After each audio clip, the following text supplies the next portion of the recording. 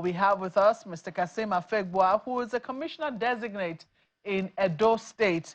Well, this is the matter that we're discussing. We have a number of issues, really, and I know that. But this is where, we want to start with this issue of politics. Is this politics being taken too far? Or, as would you say that the leadership of the Senate, I have to be very specific, the leadership of the Senate right now, they're leveraging their authority. They're leveraging too much on their authority. Well, I don't know what is leveraging too much on the authority. I think the letter the clerk of the Senate sent to Natasha was very explicit. I'm not a lawyer, but common sense and logic presupposes that when you have a case in court and you want to, midway, you want to benefit from that case when it has not been dispensed with, there is a problem. Excuse me. I expect Natasha that going to court, she went to press for, her fundamental human right, her right to sit in the Senate, to vacate that suspension ab initio. Now, that suspension has become a litigation against the Senate. Until you dispense with that litigation, you cannot, maybe because you have completed your 6 months, come and say you want to resume. A lawyer spoke to me this morning and said that the suspension is one act, the other one is another course of action. I don't seem to agree with that, even though I'm not a lawyer, but law is all about common sense. When a case is now wearing the toga of a court, you went to court to press for your rights and all of that, and the court said, okay, this was a position. Now the Senate appealed the position. That case, as we speak, is in the Court of Appeal. Until it is dispensed, maybe it goes to Supreme Court. So this is also to prevent people who operate within a collegiate system to quickly rush to court, because once the court takes its course, you surrender your right until that court the case is fully dispensed with. So the Senate is not wrong from my own perspective. Now, I stand to be contradicted. I want superior argument on this, but I think this is common sense. Let's listen to what her lawyer had to argue in this instance. I think Honorable West Dahosa, who is her lawyer in this instance, had some pretty strong argument on this matter. Recommendation of a standing committee of the Senate was clear. He said 6 months. 6 months means 6 calendar months. And in any case, I dare say, with the greatest respect, there is nothing like a legislative month. We have legislative days. And that's why you find the rules talk about not more than 14 legislative days. And that's why you find that the Constitution talks about the Senate must sit for X number of days. We count in days, not in months. So where did they get the latitude to suspend her in months? It's part of the entire decline of the polity that we find ourselves in this country. Look, the Senate is not new. It's been in the Fourth Republic. It's been there since 1999. You've had the likes of Kadibo and Werem, Anyim, and David Mark. It's not the first leadership of the Senate.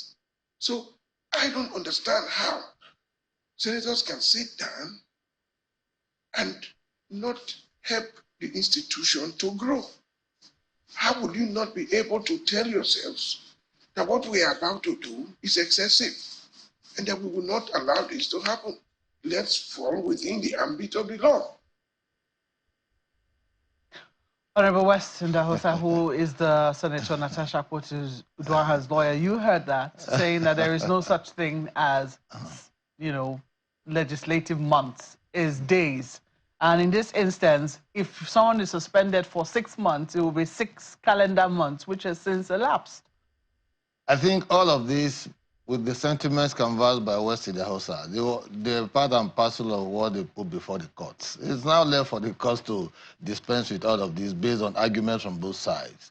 I don't expect him to speak differently because he's handling a client's case and he has to show cause that is ready to defend her. As much as they've taken this case to court and the Senate has also put up a defense, it's a matter of clash of legal jurisprudence. So they will begin to argue all of this based on the issues canvassed. Yeah, but so aren't you worried? this one that he's talking now, has been presented by the, before the court, and the courts have been arguing it. And so the courts, case, and interestingly, the court of first instance, you know, some people criticize the judgment. There was a lot of criticism and analysis of that judgment given. It's an open-ended judgment. Given, saying that it was not exactly clear in its decisions. However, what was clear in some of the wordings was that what the Senate decided was excessive, and that you're denying the people of her constituency a right to be represented. If the judge couldn't be any clearer than that. If someone has now served that 6 months tenure and you are still depriving her, the opportunity to be able to represent her constituency, isn't the Senate really showing that, it means to actually deprive her and the people of her constituency that right of representation? Well, that is like food for thought for those who subsequently will want to rush to court when issues like this come up, because they have implications. You see, you can't take a case to court and you don't allow the process of court to complete. When that particular judgment was given open-endedly in the court of first instance, the Senate call their own lawyers and all that, and they want to appeal the case. They have the right to appeal anyway, and so that particular case has been transferred to the appeal until that case is dispensed with. You can't arrest the process midway and say because she has to resume. If she resumes, what's the process? What's the essence of going to appeal if she resumes now? Because the whole process is about her unlawful suspension from the Senate. And people should know the implication of this. Not all the time you rush to court when you are operating within the collegiate system. I keep using the word collegiate because senators and all that, they have their own rules and internal mechanisms and all of that. It's the kind of spirit of camaraderie that exists there, and lobbying is part and parcel of the game. Well, so, can I ask you, as somebody who is a politician and someone who, because he spoke to something, he said something about a decline of the polity. And I'm sure decline. He's not. Yeah, you didn't hear him. That is his idea. Yeah, because he's not just representing her. This is somebody who's also served in the National Assembly. It doesn't matter. You don't think his perspectives will be different from mine. What he's seen as decline. If you raise a particular issue, I will understand. But I'm not seeing any decline of polity there. I'm not seeing any decline because if you are operating within the system, and you want to disrupt the system, let me put it that way, as a disruptor, you also have to wait for the consequences. There are consequences for actions. You see, people, it is good that you say the court is the last hope of the common man, is the last arbiter. But at the same time, you also have to know that there are implications of taking cases to court. There are cases, why do you think we have mediation? People who are now mediators all over the place, alternative crisis resolution or whatever. It is because the long process of the courts may not all the time favor your case, no matter how plausible, no matter how, laudable it is. So what you do is to explore all of those alternatives. I was expecting that her lawyers would say, let us do alternative dispute resolution in this matter and find a way to arrive at a middle solution. And by now, maybe she will have even resumed before even 3 months or 4 months. But we don't have, when you are taking a hardline position, then you allow the courts to follow its post. Then the Senate is also taking a hardline position. Do you think that this could affect, because some people are saying that this also reflects, because interestingly, Senator Natasha is a woman. She's one of the very few women, because the number of women in the National Assembly have been steadily declining. She's a woman. She is in the opposition party, the People's Democratic Party. She had a very tough time, winning her seat. She won, but had to go to court to prove that she won. All of this, how do you think it reflects on the leadership of the All Progressives Congress? Because this will be some of the things that people will canvass, that they have no respect for women. They do not. Yes, these are very plausible campaign issues come 2027. No, listen. These are issues of sentiments. I don't see them as politics. The last week, we knew that politics was an emotional matter. No, okay. Let's look at it this way. I'm not saying her action because she's a woman is going to stop the process of going to court in the first place to win the case and all of that. Please, when you go to your lawyer, you want to press a case. Lawyers will always tell you, let's go to court, because you're going to pay them legal fees. And that is where they make their own income, legitimately.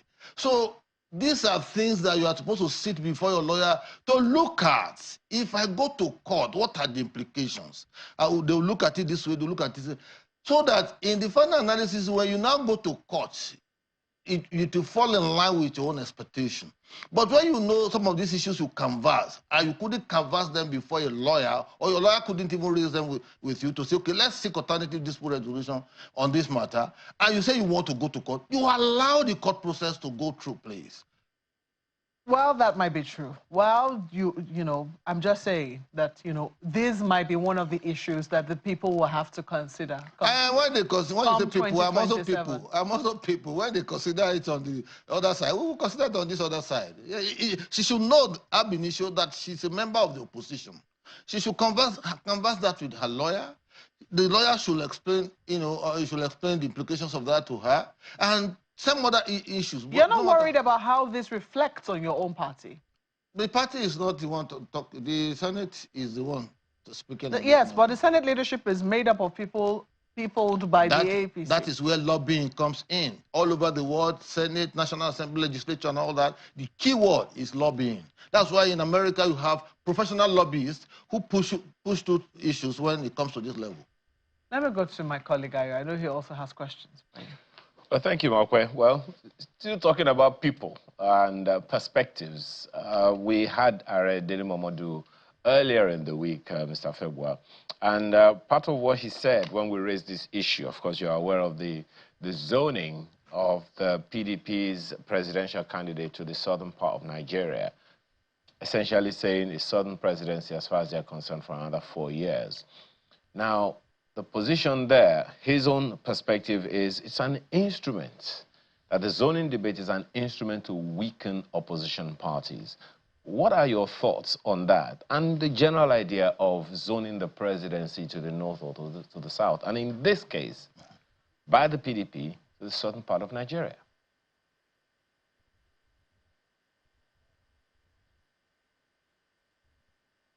You see, don't forget that I was once a member of the PDP, and I was one of those who canvassed very strongly that after 8 years of presidential powers in the north, that it was the turn of the southern part of the country to present the next president. And for that reason, when I saw that the PDP were trying to be clever by half, you know, trying, as it were, to even change the article and the provisions of their own constitution in Article 7 thereabout, I frowned at it. And I said, you don't have to come trying to be clever by how I'm thinking that an individual is the only one who can win you votes. When the algorithms of power is rotating downwards, you have to follow suit. They never agreed. They set up a committee. They did zoning, did on zoning and all of that. And in the final analysis, this is where it has landed them. Now, anybody who is championing presidential candidate of an opposition party from the northern part of the country when the south still has his own term going will be wasting his or her time. Because, see, in politics, you have to put the issues at play and analyze them strategically, you know, so that when the result comes, you won't begin to lament. You remember two candidates of the previous election, Peter Obi and Atiku Abubakar, and I think Amechi also, is saying that they are saying that, oh, if you give us an opportunity, we are going to run for 4 years. And I watched one of the members of the coalition, ADC coalition, El-Rufai, the former governor of Kaduna State, on your program, I think a few days ago, saying that no, anybody who is saying that is not being sincere, because even as former governors as they were, they know that 4 years, first 4 years, is not enough for you to even begin to articulate the issues, let alone trying to deliver on democratic defense for the overwhelming interest or well-being of the people. So the point I'm making is that it is convenient for them to begin to say, oh, they want to zone. But please, anybody who wants to zone should zone to the south, number one. And if they go to the south, they should also know that they are carrying is a kind of baggage, because the northern political structure would not want a fresh hand to come on board that will spend another 8 years.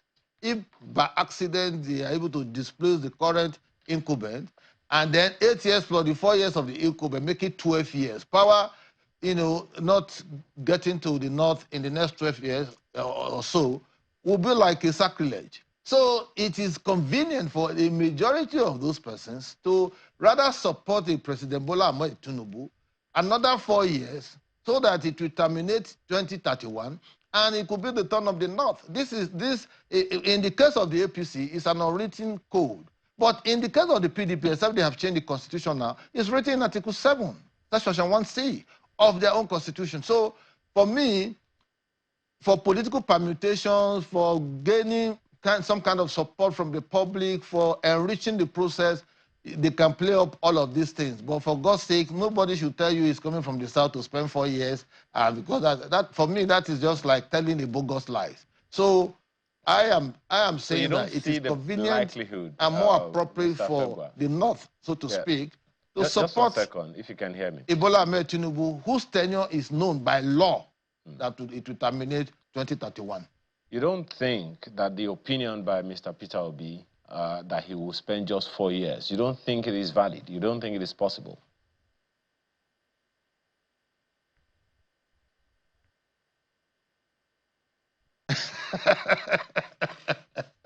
That means not that I don't think, I know, as a matter of fact, given my over 30 years experience in politics, active politics, I know that it is not possible.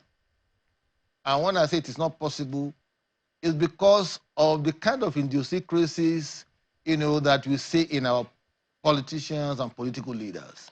They will canvass one thing when they want to contest election, or even when they want to make a point, and at other times, the contradiction will set in. Peter Obi cannot come in 4 years to say he wants to transform Nigeria and make the kind of impact that he has been canvassing, going around the country talking about in 4 years, when he couldn't transform Anambra State in 8 years.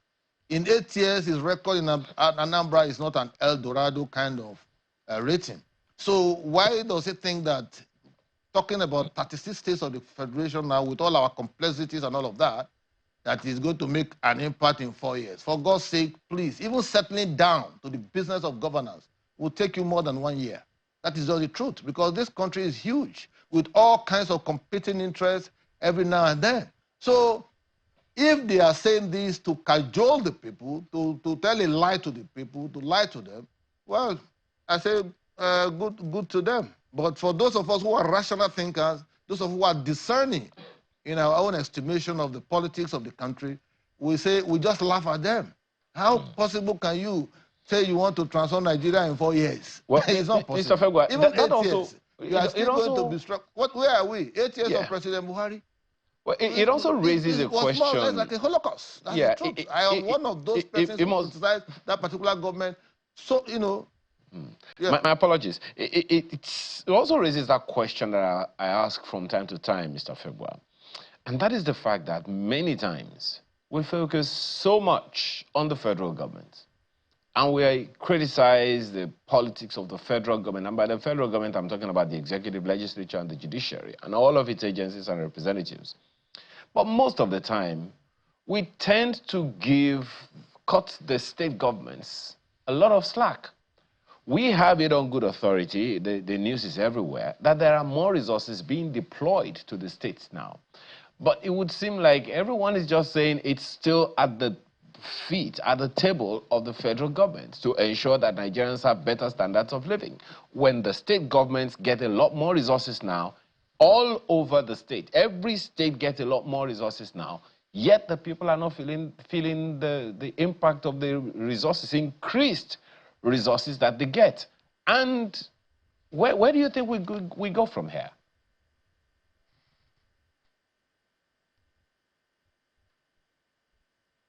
Well, thank you for this question. It's one of the points I raised in another sister platform a couple of days ago, where we were looking at the issues of federal and state and in terms of the relationship, particularly now that we are getting more money at the state level. And this is a huge challenge to the media. the media should also focus on this particular point you have raised, so that they create the right consciousness in the people, conscientize people, and mobilize the electorate to begin to interrogate government at different levels, both state government, local government, and even the federal government. Once there is knowledge of what transpires and what obtains in those areas, they will be able to synchronize them and form an opinion. For example, in my state, every time the governor talks in my state of Edo, he tells you that, well, all thanks to President Tinubu that he's been able to do X, Y, Z because of the kind of resources he's getting. Aside from the internally generated revenue that he has increased from 5.5 billion to 10 billion every month, what he's getting from the federal government is encouraging him to do a lot of projects in the state. So if you put Edo State, for example, under your binoculars and you want to see what has what has transpired in the last 8 months, you will see leadership, at work. You will see performance at work. So how much of that is reflected in other states? It will now be the responsibility of the media to begin to interrogate those issues. And it's very key. This point you have raised is very key. And that's why I keep telling the opposition people, I said, you are coming, you want to govern, you want to govern. You have to tell us exactly what you want to do differently from what obtains. Do you want to stop more money from going to the states so that we know that this is what you are coming to do? Do you want to stop the student loan that the present government is giving? Do you want to stop floating of the naira? Do you want to stop quite a number of constructions that are ongoing so that you give us subsidy? Are you going to introduce subsidy again? So if they come up with their policy framework, we'll be able to interrogate and dissect them. The Labour Party, for example, unable to articulate itself together, cannot possibly be talking about presenting a candidate for presidency. That is the truth. You have two factions of Labour Party. They will continue to. You have ADC, they are position. When you talk about ADC, ADC stays at the back of any leader. They are ADC, AD camp to President Tinubu. Tinubu is in the front leading the country, and the ADC members of the coalition, they will stay at the back. They're taking their position. You don't seem to take... I was listening to a question that you responded to with Ayo. I noticed that you avoided saying good luck to them because you said good to them. That was what you said. But I noticed you avoided saying good luck to them because you do know that President Goodluck Jonathan is one of the people that has been wooed in this instance, to be able to at least fulfill the one term, it would seem, that is the turn of the southern region. And people think that he is a very viable option. He doesn't need to make any promises in that regard. So I'm just a little curious as to whether or not you are really dismissing the opposition and you think that there is no opposition ahead of 2027. You see, Mark, on the case of the Goodluck Jonathan aspiration, well, I personally told him, he came to me now to see President Buhari and President Babangida, former President Babangida. I ushered him to the house, and just on the sideline, I said, this thing not go work. I'll make you take that meeting. You see, I've also written to advise him that he should not allow people to chop his money. That is, because you see, you were sitting down as a president, incumbent president with all the powers. You were voted out. You conceded. You have now attained a level that people now refer to you as, a statesman, a proper statesman that didn't want any blood to be split in the process and, accepted the outcome of election result. You should ride on that crest to a pedestal that will continue to consolidate your leadership in the entire global space. That's your view. Now I'm coming now. You now want to come. The people who uprooted you, you want to come. A Bola Ahmed Tinubu, a typical politician, a strategist extraordinary, who has just plunged into the presidential first time and clinching it. And you think you can displace him? When members of your party, governors are defecting, lawmakers are defecting, House of Rep members are defecting, senators are defecting, and at the local level, local government are defecting. My sister, all of these defections are platforms of engaging and win the voters. You can't come to my village, for example, of Afegbua, and you want to come and preach Goodluck Jonathan to us. When in the South, we knew that he didn't impact positively on the entire South Side in terms of projects. And this is just being factual. Go and cross-check. I remember when he was campaigning for his election in 2015, he said when he gets the second term that he's going to focus on the South South. Those are not the kind of rhetorics I want to be hearing. At this point in time, please, former President Goodluck Jonathan Ebele, I am being honest to you. I know if you are listening to me. Please run away from those who are pushing you to come and contest in 2027. Well, as someone will say, it's your view.